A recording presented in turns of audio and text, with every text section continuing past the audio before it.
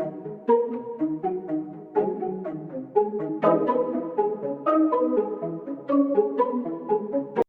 notre liberté, on continue à vivre selon nos coutumes.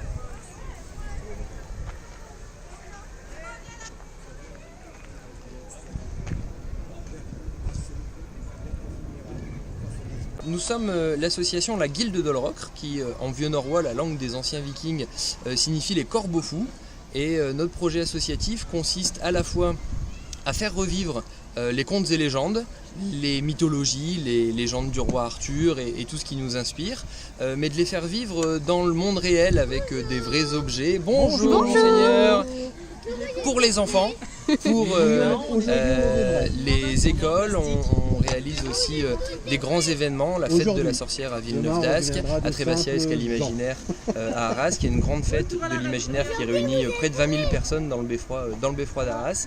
Et donc, à l'occasion, on s'installe dans des endroits où on parle du patrimoine, où on essaye de faire passer justement tout le contenu des contes et légendes. Ulfine, Lia, notre druide, nous racontait il y a peu, soutenu par Bertrand Crapet, l'histoire des Pictes, l'histoire de Boutika, l'histoire des peuples celtes qui ont résisté contre finalement l'oppression romaine. Et derrière cette histoire, derrière le bon moment finalement que les gens ont pu passer ici, dans un contexte un petit peu rigolo, un petit peu particulier, avec des pots de bêtes et des assiettes en bois sur la table, on a parlé d'histoire, on a parlé de littérature, et on a fait passer finalement une médiation, on a fait passer un contenu, peut-être même sans que les personnes qui l'ont écouté ne s'en soient rendues compte. Je pars du principe que le terroir, le local, la petite légende, ça a toujours une once d'universalité. Ça touche tout le monde, partout dans le monde. Notre histoire locale, on la retrouve jusqu'en Angleterre avec Boutika, avec l'Angleterre. Et Franck, c'est lui qui a vraiment mené ce projet, essentiellement le texte, le jeu, la mise en scène. Je ne fais que l'assister dans le travail.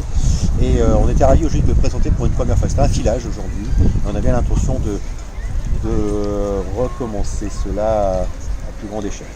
La rencontre avec ces personnes, avec les auteurs, il y a eu cette idée de Bertrand de créer ce conte, mais en restant toujours, comme expliquait très bien Romain, à apprendre des choses tout en s'amusant, en étant dans une histoire.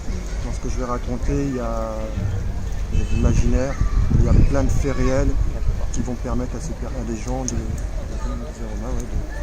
d'apprendre plein de choses. L'histoire a souvent été écrite par les vainqueurs, or les Celtes ont été vaincus. Et on a la version romaine, or il y a une autre version, il y a d'autres histoires, une autre version. Voilà, il n'y a pas une vérité. Les Romains, on ne s'arrête pas qu'à la partie historique.